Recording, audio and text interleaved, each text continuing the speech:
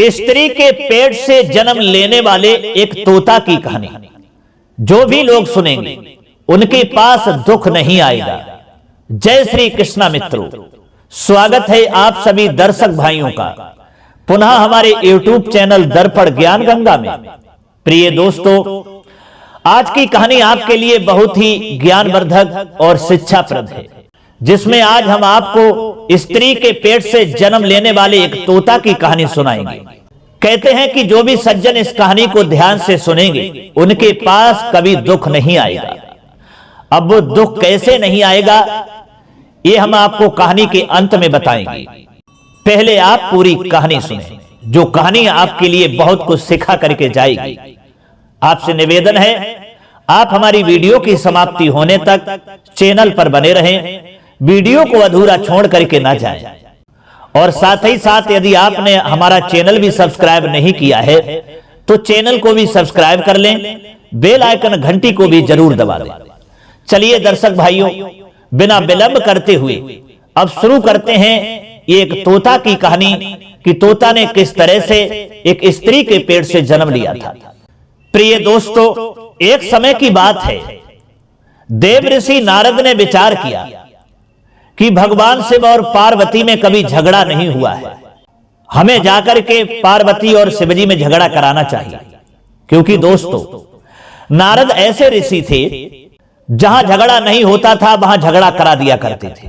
वही विचार धारणा बना करके देव ऋषि नारद जो थे कैलाश पर्वत पर पहुंचे और उन्होंने वहां जाकर के देखा कि कैलाश पर्वत पर देवाधिदेव भगवान शिव नहीं थे, केवल पार्वती माता थी। तो पार्वती माता ने जब नारद को आया हुआ देखा तो पूछने लगी कि बेटा नारद, बहुत दिन के बाद में तुम आए हो और सब ठीक है ना?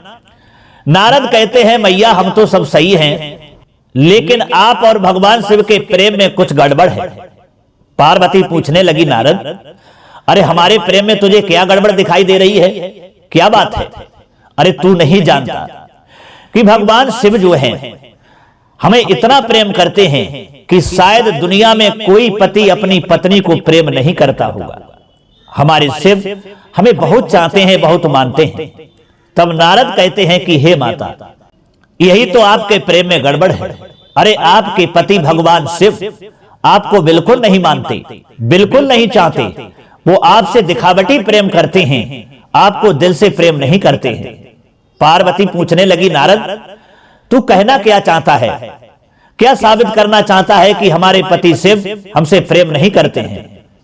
नारद कहते हैं माता, हम ये कहना चाहते हैं कि आपके पति शिव इसलिए प्रेम नहीं करते हैं क्योंकि आपके लिए एक बात उन्होंने ऐसी छिपा रखी है जो आज तक आपको नहीं बताई। पार्वती पूछती है नारद, हमारे पति शिव ने ऐसी कौन सी बात है जो हमारे लिए नहीं बताई और वो छिपा रखी है? तब नारद कहते हैं कि माता, यही तो बात है और यही बात बताने के लिए मैं उतावला होकर के मां तुम्हारे पास में चला आया हूं। पार्वती कहती है तो बता, हमारे पति शिवजी ने हमको कौन सी ऐसी बात नहीं बताई है, क्या छिपा रखा है? दोस्तों, तब नारद कहते हैं कि हे माता, आपने कभी ये अपने पति शिव से पूछा है कि भगवान शिव जो मुंडों की माला गर्दन में पहने हैं वो किसकी है? पार्वती ने कहा नारद, ये तो हमने कभी नहीं पूछा। तब नारद कहते हैं कि मैया, यही तो बात है, यही तो बात उन्होंने छिपा रखी है, यही रहस्य आपको आज तक उन्होंने नहीं बताया। अब जरा आप भी विचार करिए, अगर वो आपसे सच्चा प्रेम करते होते तो आपके लिए इस रहस्य के बारे में जरूर बताते। दोस्तों, पार्वती कहने लगी बेटा नारद तू सही कह रहा है, आज मैं ये पूछ करके रहूंगी उनसे कि तुमने ऐसा रहस्य हमसे क्यों छिपाया है। अरे तुम तो हमसे बहुत सच्चा प्रेम करते हो, लेकिन ये रहस्य हमको आज तक क्यों नहीं बताया? जो गर्दन में मुंडों की माला पहने हैं ये किसकी हैं? आज मैं उनसे जरूर पूछ करके रहूंगी। दोस्तों, नारद इतना कहने के बाद में वहां से चले जाते हैं और इधर जो पार्वती थी वो रूठ करके यानी गुस्सा में बैठ जाती है। कुछ समय के बाद में जब भगवान शिवजी वहां आते हैं, पार्वती को रूठा हुआ बैठा देख करके भगवान शिव पार्वती के पास में गए और कहने लगे, हे देवी क्या बात है, आज तुम ज्यादा ही कुछ गुस्सा में नजर आ रही हो, क्या बात है? दोस्तों, पार्वती बिल्कुल नहीं बोली। तो पुनः फिर शिव जी ने पूछा कि हे देवी पार्वती, बात क्या है? आज तुम्हारे चेहरा पर इतनी गुस्सा क्यों झलक रही है? किसी ने कुछ कह दिया या कोई और बात है? दोस्तों, तब गुस्सा में पार्वती कहती हैं कि हे प्रभु, हम तो यही जानती थी कि आप हमसे बहुत प्रेम करते हैं, लेकिन आज हमको पता चला है कि आप बिल्कुल प्रेम नहीं करते, आप हमारे साथ धोखा करते हैं। भगवान शिव कहते हैं कि हे पार्वती, हमने तुम्हारे साथ क्या ऐसा धोखा किया है? तुम्हें कैसे मालूम है कि हम तुमसे प्रेम नहीं करते हैं? तुमसे ये किसने कहा है कि हम तुमको नहीं चाहते हैं? क्या तुमसे ऐसी बात छिपाई है जो आज तुम इतनी गुस्सा में बैठी? पार्वती कहती हैं कि हे प्रभु, यही तो बात है कि आपने ऐसी बात छिपाई है जो आज तक मुझे नहीं बताई। भगवान शिव कहते हैं कि पार्वती, जरा बताओ तो हमने कौन सी बात छिपाई, ऐसा कौन सा रहस्य है जो तुम्हें नहीं बताया? तब पार्वती कहती हैं कि हे दीन बंधु, एक बात का हमें उत्तर दो। जो आपके गर्दन में मुंडों की माला है, ये रहस्य आपने आज तक हमें नहीं बताया, ये क्यों छिपाया? और दोस्तों, जब पार्वती के ऐसा पूछने पर भगवान शिव जी समझ गए कि इसका मतलब है कि हमारे घर पर आज नारद की फेरी अवश्य लग गई। भगवान शिव कहते हैं कि हे पार्वती, तुम्हें इससे क्या मतलब है? तुम ये क्यों पूछ रही हो कि ये मुंडों की माला किसकी है? छोड़ो इस बात को। दोस्तों, पार्वती कहां मानने वाली थी। पार्वती जिद कर गई और कहने लगी कि हे प्रभु, अगर इस रहस्य के बारे में आपने हमको नहीं बताया, नहीं समझाया, तो आज के बाद हम तुमसे बोलना बंद कर दूंगी, तुम्हारे पास नहीं आऊंगी, तुम्हारे पास नहीं बैठूंगी। दोस्तों, कहते हैं ना कि इंसान जो है जिंदगी में कहीं किसी के पास न झुके, लेकिन दो जगह अवश्य झुक जाता है। पहली जगह तो वो है अपने बच्चों के सामने, और दूसरी जगह वो है अपनी पत्नी के सामने। बच्चा अगर ये कहे कि हमें हेलीकॉप्टर चाहिए, तो वो चाहे कि दुकान से प्लास्टिक का ला करके क्यों ना दे, लेकिन बच्चे की जिद इंसान के लिए अवश्य पूरी करनी पड़ती है। और इसी तरह अगर पत्नी भी किसी वस्तु की जिद कर जाए, तो वो भी मनुष्य के लिए पूरी करनी पड़ती है। कहने का तात्पर्य दोस्तों ये है कि पार्वती की जिद को देख करके भोले बाबा को उस रहस्य के बारे में बताना ही पड़ा। भोले बाबा यानी भगवान शिव कहते हैं कि हे पार्वती, जब तुम नहीं मानती हो, इस रहस्य के बारे में जानना चाहती हो, तो सुनिए, ये तुम्हारे ही मुंडों की माला है। पार्वती ने कहा, मैं समझी नहीं। भगवान शिव कहते हैं कि हे देवी, तुम इतनी बार मर चुकी हो, तो तुम्हारे सिर के लिए हम अपनी माला में पिरो करके और अपनी गर्दन में डाल लेते। पार्वती कहती हैं, क्या आप नहीं मरते? हम मर जाती हूं लेकिन आप नहीं मरते? बोले, हम नहीं मरते। क्यों? भगवान शिव कहते हैं कि हम अमर कथा जानते हैं, इसलिए हम नहीं मरते। तो पार्वती ने कहा, हमको भी अमर कथा सुना दीजिए, मैं भी मरना नहीं चाहती हूं, मैं भी हर पल, हर युग में, हर समय आपके साथ रहना चाहती हूं। मैं नहीं चाहती हूं कि हर बार मुझे मरना पड़े और दोबारा जन्म लेकर के फिर आपसे शादी करनी पड़े, ये मुझे बिल्कुल पसंद नहीं है। दोस्तों, भगवान शिव कहते हैं कि हे देवी, आप अमर कथा के लिए मत सुनिए, आप अमर कथा नहीं सुन पाओगी। लेकिन दोस्तों, पार्वती कहां मानने वाली है? पार्वती फिर जिद कर गई कि प्रभु, हमें अमर कथा तो सुनाना ही पड़ेगा, इसको सुनाइए और हमको अमर कर दीजिए। दोस्तों, भगवान शिव कहते हैं कि ठीक है देवी, तुम्हारी जिद के आगे हम कर भी क्या सकते हैं। वही हुआ दोस्तों, भगवान शिव पार्वती को लेकर के उत्तराखंड में जाकर के जब पहुंचते हैं, तो वहां जाकर के जहां कथा सुनाने के लिए तैयार होते हैं, तो वहां कोई भी पशु पक्षी जीव जंतु वहां रखते नहीं है, क्योंकि भोले बाबा चाहते थे कि पार्वती के अलावा हमारी कथा कोई सुन ना पाए, इसलिए सबको वहां से हटा देते। बहुत बहुत दूर तक कोई भी जीव जंतु पशु पक्षी वहां पर नहीं रखते हैं। इधर दोस्तों, भगवान शिव कहते हैं कि हे देवी पार्वती, आइए अब हम तुमको कथा सुनाएंगे, लेकिन एक बात का ध्यान रखना, तुम्हें सोना नहीं है और कहीं आप सो न जाएं, इसलिए बीच बीच में हुकरा जरूर देती रहना। और जब हुकरा देती रहोगी तब मैं समझ जाऊंगा कि तुम मेरी कथा को सुन रही हो। पार्वती कहती हैं कि ठीक है प्रभु, मैं बीच बीच में हुकरा जरूर देती रहूंगी। प्रिय दोस्तों, भगवान शिव कथा सुनाने लगते हैं और पार्वती जो है कथा सुनने लगती हैं और बीच बीच में हुकरा देने लगती हैं। इधर दोस्तों क्या हुआ कि 84 लाख योनियों के जितने भी जीव जंतु प्राणी थे वो सब भगवान शिव ने हटा दिए थे, लेकिन भूल से किसी तरह से एक तोती का अंडा वहां पर रह गया था जो सजीव था, जिसके अंदर जीव था। भगवान शिव जब कथा सुनाते हैं, पार्वती कथा सुनती हैं, हुकरा भी देती हैं, और वही कथा जो अंदर अंडा के जीव था वो भी सुनने लगा। कथा सुनते सुनते वह अंडा फूटता है और उसमें से वह जीव बड़ा होने लगता है, अमर कथा के प्रभाव से, उसकी शक्ति से। थोड़ी देर के बाद में वह पक्षी बन जाता है। अब वह तोता भी कथा सुनने लगता है, जब पूरा पक्षी बन गया, कथा को सुन रहा है। इधर आदि अमर कथा जब भगवान शिव ने दोस्तों कह पाई, उसके बाद में देवी पार्वती के लिए निद्रा आ गई, और जब निद्रा आई तो वो सो गई। तोता को मौका मिल गया और वही तोता भगवान शिव को हुकरा देने लगा। भगवान शिव ने समझा कि पार्वती हुकरा दे रही हैं, लेकिन तोता बीच में हुकरा देने लगा।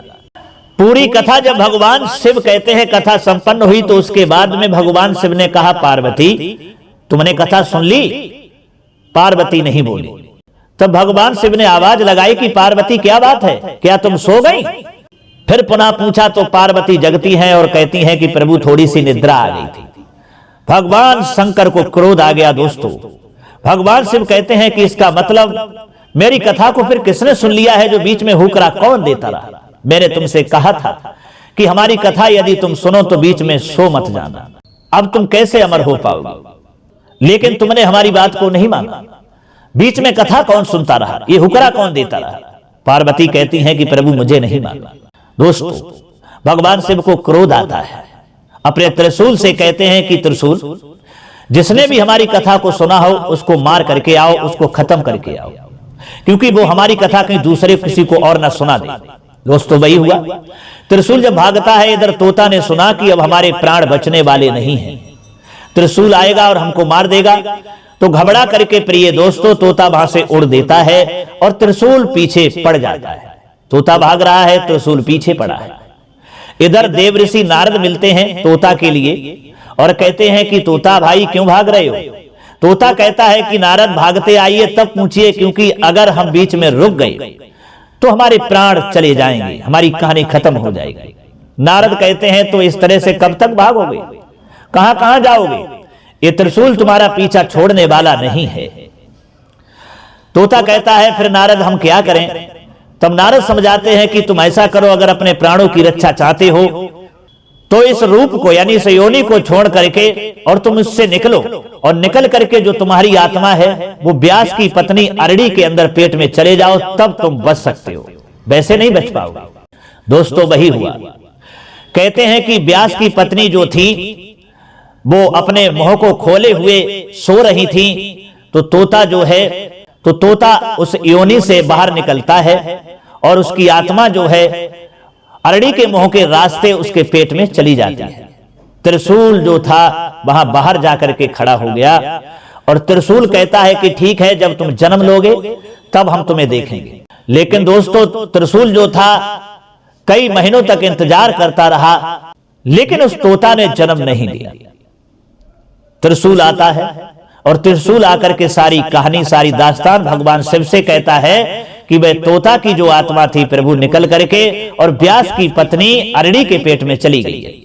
मैंने बहुत महीनों तक इंतजार किया कि ये जन्म लेगा तब हम मार देंगे, लेकिन उसने तो जन्म ही नहीं लिया है। भगवान शिव कहते हैं त्रिशूल से ठीक है, चिंता मत करिए, अब मैं खुद ही जाता हूं। दर्शक भाइयों, भगवान शिव जो है व्यास के घर पर पहुंचते हैं और व्यास बड़ा सम्मान करते हैं, आइए प्रभु, हमारे तो बड़ा सौभाग्य है जो आप हमारे यहां पधारे हैं, कहिए प्रभु कैसे आना हुआ? तब भगवान शिव कहते हैं कि व्यास जी तुम्हारे घर में हमारा चोर छिपा है, उसको निकालो। व्यास कहते हैं प्रभु आपका चोर मेरे घर में कैसे छिपा है? क्या मैं आपको चोर लगता हूं जो आप हमें दोष लगा रहे हैं और कह रहे हैं कि आपका चोर हमारे घर में छिपा हुआ है? भगवान शिव कहते हैं कि व्यास जी आप हमको चोर नहीं लगते हो और ना मैं आपको दोष लगा रहा हूं, लेकिन आपके घर में चोर है। बोले कैसे है, कहां है, ढूंढ लो। तब भगवान शिव कहते हैं कि व्यास जी अपनी पत्नी अरणी को बुलाओ। व्यास जी अपनी पत्नी को बुलाते हैं और पत्नी से पूछते हैं कि ये क्या माजरा है, क्या चक्कर है, भगवान शिव का चोर कहां है? तब भगवान शिव कहते हैं कि व्यास जी चिंता मत करिए, हमारा चोर आपकी पत्नी के पेट में है। व्यास जी अपनी पत्नी से पूछते हैं कि इनका चोर आपके पेट में कैसे पहुंचा, क्या कारण है, इसका मतलब क्या है। तब भगवान शिव समझाते हैं कि व्यास जी घबराइए नहीं, एक तोता था, वही तोता हमारा चोर था, उसकी आत्मा निकल करके आपके पत्नी के पेट में प्रवेश कर गई, वही हमारा चोर है।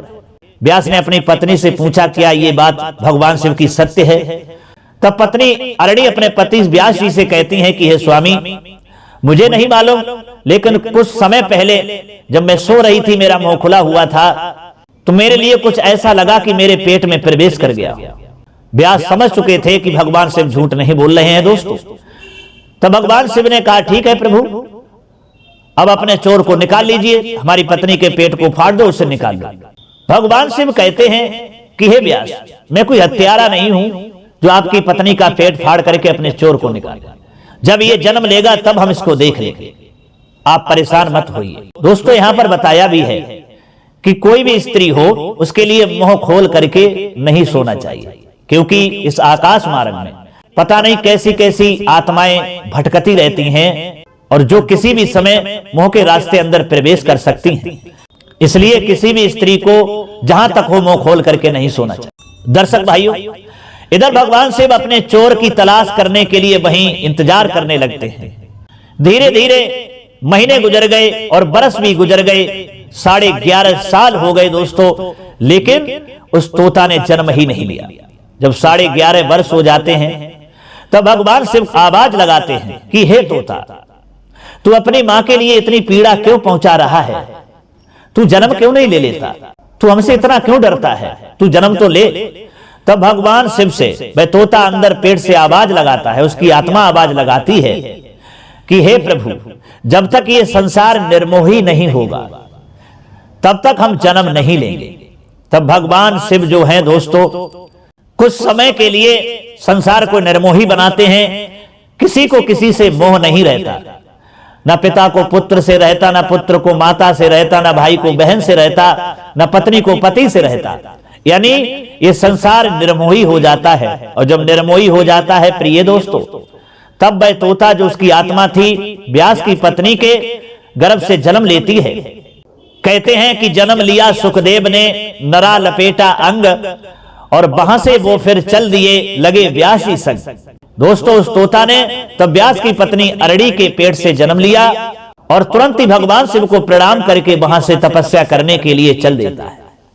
इधर व्यास जी ने रोका कि बेटा, इतने बरस तक तुम अपने माँ के पेट में रहे, माँ को पीड़ा पहुंचाते रहे, और जब आप हमारे पुत्र बन करके आए हो तो हमको छोड़ करके क्यों जा रहे हो। तब दोस्तों भाई सुखदेव जी जो हैं वो कहते हैं कि पिताजी, जिस रास्ते से मैं जन्म लेकर के आ रहा हूं, मैं दोबारा गर्भ में आना नहीं चाहता और गर्भ के द्वारा मैं जन्म लेना नहीं चाहता, इसलिए मैं आवागमन से रहित होना चाहता हूं और इसके लिए हमको तपस्या करनी पड़ेगी, और वही हम तपस्या करने के लिए जा रहे हैं। प्रिय दोस्तों, व्यास ने बहुत रोका, लेकिन भाई सुखदेव जी जो तोता ही थे वो वहां पर रुकते नहीं हैं और सीधे तपस्या करने के लिए जंगल की तरफ चले जाते हैं और वहां एक कुटिया जंगल में बना करके सुखदेव जी तपस्या करने लगते हैं और भगवान के ध्यान में लीन हो जाते हैं। फिर दोस्तों इंद्रदेव ने पूरा प्रयास किया है कि सुखदेव की तपस्या को भंग कर दिया जाए, लेकिन इंद्र देवता भी असफल रहे और सुखदेव जी तपस्या में सफल हो जाते हैं और उनके लिए बहुत अच्छा दिव्य ज्ञान प्रकट होता है। और वही जो कथा उन्होंने भगवान शिव के द्वारा अमर कथा जो सुनी थी, और वही सुखदेव ने जाकर के दोस्तों परीक्षित को सुनाई है, फिर उनका भी उद्धार किया। तो दोस्तों ये थी कहानी सुखदेव की, जो तोता थे जिन्होंने एक स्त्री के पेट में जाकर के फिर पुत्र बनकर के जन्म लिया और फिर वो आवागमन से रहित हो गए और उनके जीवन में ना तो दुख आया, ना उन्होंने दुख को जाना कि दुख क्या होता है। परमहंस के नाम से सुखदेव जी प्रसिद्ध हुए। तो दोस्तों अब तो आप समझ ही गए हैं कि यही सुखदेव जी जो थे ये पिछले जन्म में तोता थे जिन्होंने जाकर के स्त्री के पेट से जन्म लिया। आइए दोस्तों आपको बताएं कि इस कथा को सुनने से दुख कैसे नहीं होता। तो दोस्तों इस कहानी के सार के द्वारा आप समझ चुके होंगे कि जो प्राणी, जो इंसान परमात्मा में अपने को लीन कर देता है, इन संसार रूपी झंझटों से दूर हो जाता है, ना जिसको विवाह की चिंता है, ना जिसको पुत्रों की चिंता है, किसी की चिंता नहीं है। जो इंसान चिंता रहित है, जो इंसान अपने को परमात्मा में लीन कर देता है और भगवान की घोर तपस्या करने लगता है, जो संसार के सुखों की इच्छा नहीं करता, वही दोस्तों सर्व सुखी होता है और उसके जीवन में कभी दुख नहीं आता है, जो ये कहानी आपको बता करके चाहती है। तो दोस्तों कैसी लगी हमारी ये कहानी? अगर ये कहानी आपको समझ में आई है, अच्छी लगी है, तो कमेंट बॉक्स में जरूर बताइएगा और दोस्तों हो सके तो अपने मित्रों के लिए भी शेयर कर दीजिएगा ताकि उन्हें भी जानकारी मिल सके। अब क्षमा चाहते हैं दोस्तों, पुनः मुलाकात होगी अगली वीडियो में किसी और नई चर्चा में। तब तक के लिए सब्सक्राइबर बंधु एवं दर्शक भाइयों के लिए राधे कृष्णा, ओम नमः शिवाय, नमस्कार।